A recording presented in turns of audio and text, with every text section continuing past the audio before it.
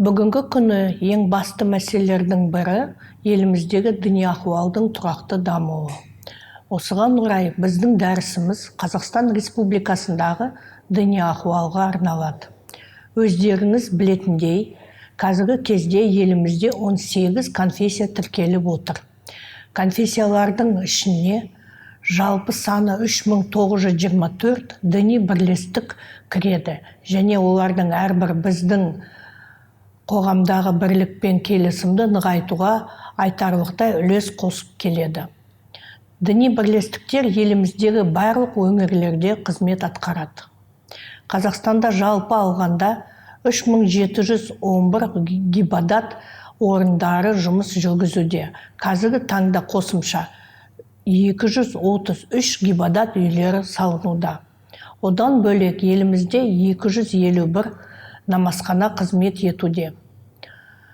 2023 жылғы 1 тоқсан бойынша елімізде 428 миссионер ресми тіркелген.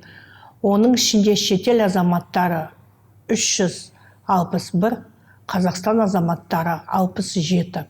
Діни бірлестіктердің қызметін тиімді реттеу мақсатында, сондай-ақ ұлтаралық және конфессияаралық келісімді одан әрі нығайту мақсатында 2011 жылы діни қызмет және діни бірлестіктер туралы заң қабылданған болатын. Қазіргі заманның жаңа талаптарын және сын қатерлерін ескере отырып, өткен жылы аталған заңға түзетулер енгізілді. Оның негізгі мақсаты діни бірлестіктердің қызметіне қойылатын талаптарды одан әрі либерализациялау, азаматтар үшін ыңғайлы ету.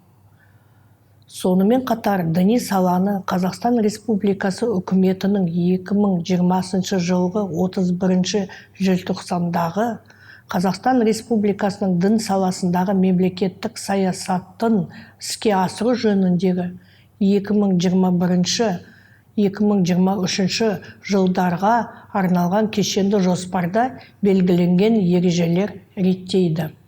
Мемлекеттік діни ахуалға келетін болсақ, тұрақтылық толық қамтамасыз етілген деп сенімді түрде айтуға болады. Мемлекеттік пен конфессиялар арасында, сондай-ақ конфессиялардың өзара қарым-қатынасы конструктивті, үйлесімді сипатта жүргізіледі. Еліміздегі халықтың көпшілігі діни ахуалды тұрақты деп бағалайды және дін саласындағы мемлекеттік саясатты толық қолдайды.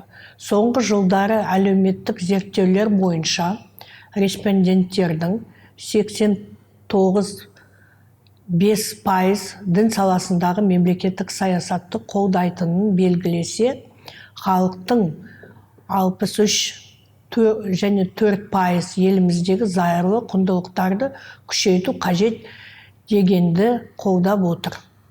Сондай-ақ, дін саласындағы қажетті білікті мамандарды даярлау жұмысын дін саласындағы маңызды сұрақтарға жатады.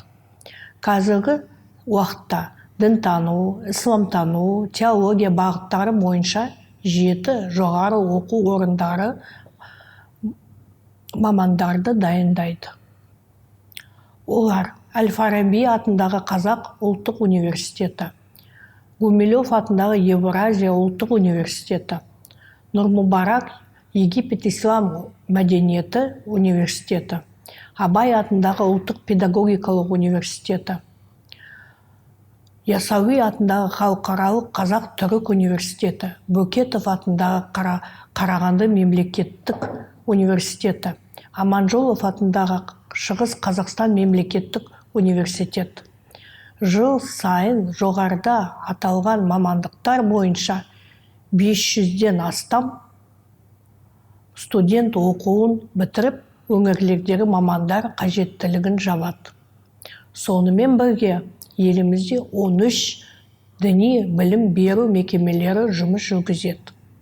Оның ішінде 9 медресе колледж, Нұр-Мұбарак Египет ислам мәдениеті университеті, православтық діни семинария, Мария шіркеу анасы епархиялық жоғары діни семинария, Қазақстан мұсылмандары діни басқармасы жанындағы біліктілік арттыру бойынша ислам институты.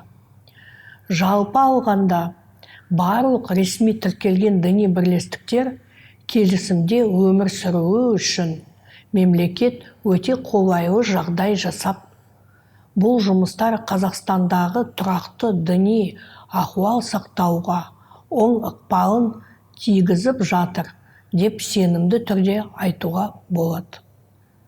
Назарларыңызға рахмет.